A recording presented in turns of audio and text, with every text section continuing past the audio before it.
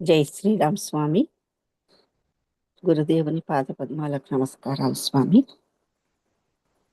స్వామి, ఆలకించడం, అధ్యయనం, అభ్యాసం, అనుసంధానం ఇవన్నీ కూడా పాటించాల్సిన విషయాలు కదా స్వామి.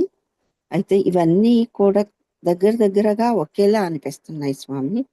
అందుకని ఒక్కసారి మీ ముఖత వీటిని వివరంగా వినాలనుంది స్వామి.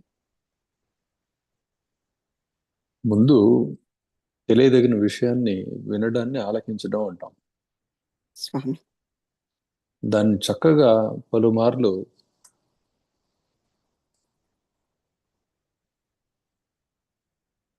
పది మందితోటి కలిసి విచారణ చేయటం, దాన్ని అర్థం చేసుకోవడానికి ప్రయత్నం చేయటం అధ్యయనం అవుతుంది. అధ్యయనం అంటే ఒకసారి చదివి వదిలేయటం కాకుండా ఇప్పుడు నేను చెప్పిన మాటల్ని మాటి మాటికి వినడం, గ్రంథంలో ఉండే విషయాన్ని మాటి మాటికి చదవటం, ఇదంతా అధ్యయనం అవుతుంది. దీనిని వదలకుండా ఇదే నా పని అని చెప్పి పెట్టుకొని దాన్ని అలా కొనసాగిస్తూ ఉండడం అభ్యాసం అవుతుంది. అంటే ఒకసారి నీకు అర్థమైంది, నాకు అర్థమైంది అని వదిలివేయకూడదు, అభ్యాసాన్ని కొనసాగించాలి దాన్ని. ఇది అభ్యాసం అవుతుంది.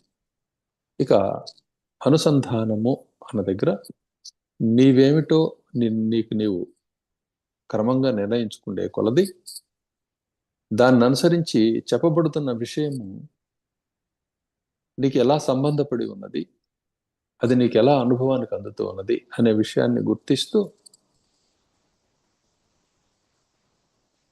పూర్ణంగా ఆ చెప్పబడుతున్న విషయాన్ని అనుభవంలోకి తెచ్చుకోవడానికి చేసే ప్రయత్నాన్ని అనుసంధానము అంటాం. దాని విధంగా ప్రవర్తించడాన్ని అనుసంధానం అంటాం.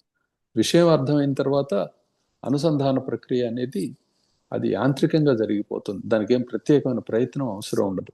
అనుసంధానం అని చెప్పి చాలా సార్లు ఆ మాటను వాడుతూ ఉంటాం, కానీ దాన్ని ప్రత్యేకంగా ఇప్పుడు నేను అనుసంధిస్తున్నాను, ఇప్పుడు నేను అనుసంధించడం లేదనే స్థితి ఉండదు.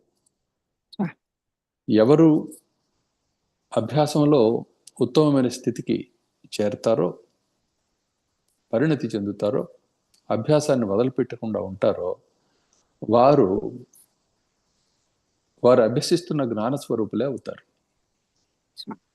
తజ్ఞాన స్వరూపులు అయినప్పుడు ఇక అనుసంధాన ప్రక్రియ అనేది ఏముంటుంది, తనతోటి తాను అనుసంధాన పడటం అనేది ఏముంటుంది.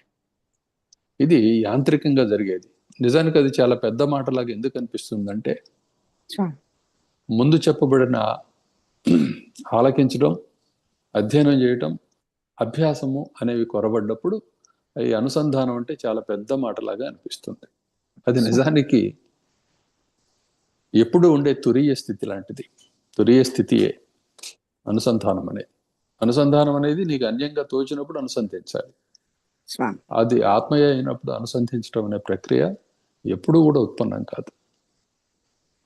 పారమాత్మికమైన స్పృహలో ఉండటం అనేది తానేమిటో అన్న స్పృహలో ఉండటం కదా.